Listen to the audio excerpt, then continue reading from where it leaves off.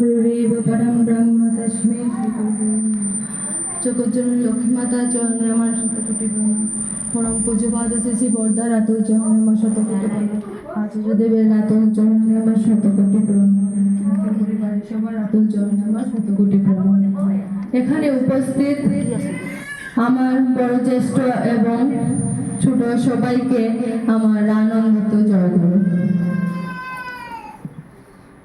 আমি যদিও ইষ্ট প্রসঙ্গ কোনোদিন করিনি, আর আমি যেহেতু গানের মানুষ, তো ঠাকুরের বিষয়ে খুব বেশি তো জানিও না, যতটুকু জানি আমার ন্যূনতম জ্ঞান দিয়ে আমি বলার চেষ্টা করব। কেননা আজকে আমাকে ইষ্ট প্রসঙ্গ করার জন্য আদেশ করা হয়েছে, আর ইষ্ট প্রসঙ্গ করা বা ইষ্ট বিষয়ে জানা, সেটাতে কোনো এক জায়গায় আমাদের অনেক বেশি ভালো লাগা কাজ করে। তো আমিও অনেক সৌভাগ্য নিজেকে মনে করি আজকে যে আমার ইষ্ট প্রসঙ্গ করার সৌভাগ্য হয়েছে। তো আজকে আমি সর্বপ্রথমে, আমরা যেহেতু সবাই একজন নারী, সবার প্রথমে আমরা তো নারী, তা নারী জীবনের সার্থকতা কোথায়, ঠাকুর নারী জীবনের সার্থকতা কোথায় আমাদেরকে বলেছেন, তা আমি আপনাদের সামনে তুলে ধরব। তো যদিও আমরা সবাই নারী, কিন্তু আমাদের সবার চিন্তাধারা কিন্তু আলাদা। ঘরের মধ্যে যদি আমরা 5 জন বোন থাকি, 5 জন বোনের কিন্তু চিন্তাধারা এক হয় না। তদ্রূপে এই পৃথিবীতে যত নারীরা আছেন, সবার কিন্তু চিন্তাধারা আলাদা আলাদা রকম হয়ে থাকে। কেউ ভাবে যে নারী জীবনের সার্থকতা বোধহয় আমি যদি অনেক টাকা পয়সা, বাড়ি গাড়ি অধিকারী হই, তাহলে বোধহয় সেটাতে আমার নারী জীবনের সার্থকতা। আবার কেউ ভাবে নারী জীবনের সার্থকতা যদি আমি অনেক বিদ্যা অর্জন করতে পারি, তাহলে বোধহয় আমার সেটাই নারী জীবনের সার্থকতা। আবার কেউ ভাবে আমি যদি অনেক সম্মানের অধিকারী হই, সেটা বোধহয় আমার নারী জীবনের সার্থকতা। কিন্তু প্রকৃত অর্থে সার্থকতা অর্থে আমরা কি বুঝি? পরিপূর্ণতা। সার্থকতা বলতে পরিপূর্ণতা বুঝি। একটা গল্প বলছি আমি নারী জীবন নিয়ে। 1994 ইংরেজিতে আমাদের ভারতে একটা কম্পিটিশন হয়েছিল, মিস ইউনিভার্সের কম্পিটিশন। সেখানে অনেকজন প্রতিযোগী অংশগ্রহণ করেছিলেন। অনেকজনের মধ্যে শেষে 3 জনকে বেছে নেওয়া হয়। একজন উইনার থাকেন, একজন ফার্স্ট রানার আপ, একজন সেকেন্ড রানার আপ। সেই 3 জনের মধ্যে একজন ছিলেন আমাদের ভারতীয় একজন নারী, যিনি উইনার হয়েছিলেন, অর্থাৎ বিজয়ী হয়েছিলেন, যার মাথায় এই মিস ইউনিভার্সের মুকুটটা পরানো হয়েছিল। তখন শেষে যখন তাদের ফাইনাল রাউন্ড চলে এসেছিল, তখন তাদেরকে একটা প্রশ্ন করা হয়েছিল যে নারী জীবনের সার্থকতা কোথায়। তখন একজন উত্তর দিলেন যে নারী জীবনের সার্থকতা যদি আমরা পুরুষের সাথে কাঁধ মিলিয়ে চলতে পারি, তাহলে সেটা হবে আমাদের নারী জীবনের সার্থকতা। আরেকজন বললেন নারী জীবনের সার্থকতা হলো যদি আমরা অনেক বেশি সম্মান অর্জন করতে পারি, তাহলে সেটা হলো নারী জীবনের সার্থকতা। কিন্তু যিনি বিজয়ী হলেন, উনি কি বললেন? না, এইসব তো নারী জীবনের সার্থকতা নয়। নারী জীবনের সার্থকতা হলো মাতৃত্বে। যখন আমরা মা হতে পারবো, সেটাই হবে আমাদের নারী জীবনের সার্থকতা। সেই মা হওয়ার স্বপ্ন কিন্তু আমাদের সেই ছেলেবেলার পুতুল খেলার থেকেই শুরু হয়ে যায়। সেই পুতুল খেলার থেকেই আমরা কিন্তু স্বপ্ন দেখতে থাকি আমরা কোনোদিন মা হব। তো আমি আপনাদেরকে কবিগুরু রবীন্দ্রনাথ ঠাকুরও কিছু মায়ের বিষয় লিখে গেছেন, সেটা বলছি। তিনি বলছেন একটি শিশু এবং একটি মায়ের কিছু কবিতা। তিনি বলছিলেন, একটি শিশু বলছিল, শিশু খোকা মাকে সুধায় ডেকে এলে মানে কোথা থেকে। সেই শিশুটি মাকে জিজ্ঞেস করছিল, মা আমি কোথা থেকে এলাম, কোনখানে তুই কুড়িয়ে পেলি আমার। তখন মা উত্তরে কি বললেন? মা উত্তরে হেসে কেঁদে শিশুকে তার বুকে বেঁধে বললেন, সেই যে তুই ইচ্ছে হয়েছিলি আমার মনের মাঝারে, সেই পুতুল খেলার থেকে তুই যে মনের মাঝারে ইচ্ছে হয়েছিলি, তখন থেকেই আমার মাতৃত্ব জেগে উঠেছিল।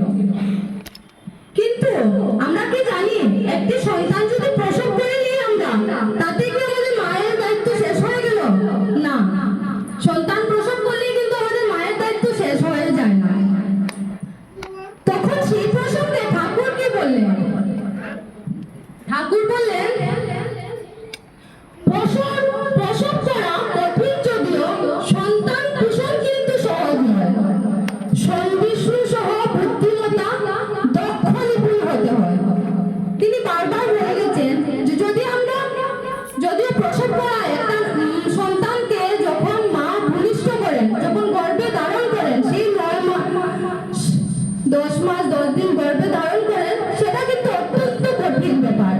কিন্তু প্রসব করা সত্যিই কঠিন, ঠাকুর যেটা বলেন, কিন্তু পোষণ করা কিন্তু সহজ নয়। সঠিকভাবে যদি সন্তান পোষণ না হয়, তাহলে কিন্তু আমাদের ভবিষ্যতের ভালো একটা নাগরিক আমরা গড়ে তুলতে পারবো না। সেই কথায় ঠাকুর আবারও বললেন যে অভ্যাস, ব্যবহারে ইস্তেমাল, সেবা, নিয়ম ও দক্ষতা, এইগুলি না থাকলে মা হবার নাইকো শুদ্ধি। তিনি বললেন একটা মেয়ের মধ্যে যদি সেবা, মানুষের প্রতি সেবা, নিষ্ঠা, ভক্তি, মায়া, স্নেহ ওর ব্যবহার যদি সঠিকভাবে ঠাকুরের মতো না হয়, তাহলে কিন্তু একটি সুপুষ্ট একটা ভালো সন্তান পোষণ করা কখনোই সহজ নয় বা সম্ভব নয়। সেই অর্থে ঠাকুর আবারও বললেন, মেয়ে আমার মা হবার আগে উমার মতো রূপ গুজিয়ে দুনিয়া সাজা তেমন লাগে।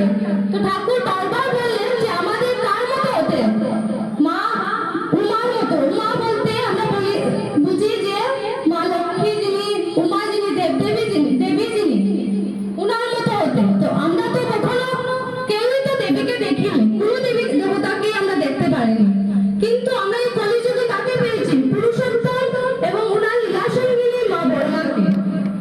যেহেতু আমরা দেবদেবীর কোনো দর্শন পাইনি, কিন্তু মা বড়মাকে তো অনেকরা দেখে গেছেন, বা আমরা অনেক নারী নীতির মাধ্যমে, অনেক বিবাহ বিধারণের মাধ্যমে নারীর যে কিভাবে চলতে হয়, নারীর চলন বলন কিভাবে কিরকম হওয়া উচিত, সেটা আমরা শিখতে পারি।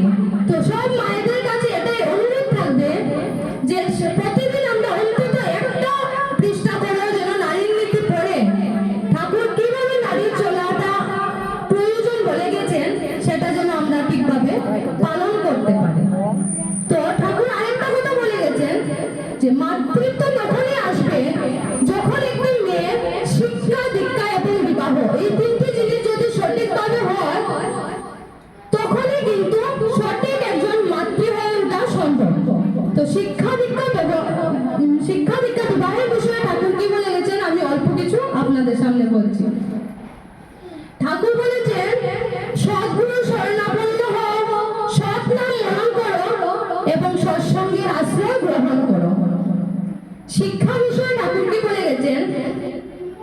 ঠাকুর বলেছেন, একটা বাণী করে গেছেন উনি, লেখাপড়ার দর হলে শিক্ষা তারে কয় না, অভ্যাস ব্যবহার যেমন তোর নইলে শিক্ষা হয় না। তিনি বলে গেছেন, যদি আমরা স্কুলে যাই, স্কুলে গিয়ে পুঁথিগত শিক্ষা অর্জন করি, সেটা কিন্তু শিক্ষার সঠিক ডেফিনেশন হলো না। আমাদের অভ্যাস ব্যবহার কার মতো করে গড়ে তুলতে হবে? জগৎজননী বড় মায়ের মতো। সেই যে আমাদের আদর্শ নারী, উনার আদর্শ যদি আমরা মেনে চলি, সঠিকভাবে নিজেকে প্রতিষ্ঠিত করতে পারি, তখনই কিন্তু আমরা সঠিকভাবে একটা মাতৃত্বের অধিকারী হব এবং সঠিক সন্তানকে পোষণ পালন করে ওকে ঠিকমতো ঠাকুরের দিকে এগিয়ে নিয়ে যেতে পারবো। তো ঠাকুর শিক্ষার পর বললেন দীক্ষার কথা। দীক্ষা অর্থে আমরা কি বুঝি? দীক্ষা অর্থে আমরা এটাই বুঝি, দীক্ষা মানে হচ্ছে দক্ষতা। যখন একটি সন্তান ভূমিষ্ঠ হয়, তখন ঠাকুর বললেন, আদো আদো কথাতেই করে কইলে যা শেখাবি। বললেন, একটা সন্তান যখন আদো আদো কথা বলে, অল্প অল্প কথা বলতে শেখে, তখনই তাকে যা আমরা করে শেখাবো, সেই ছেলেটি হবে মুখ্যম ছেলে হিসেবে চলবে।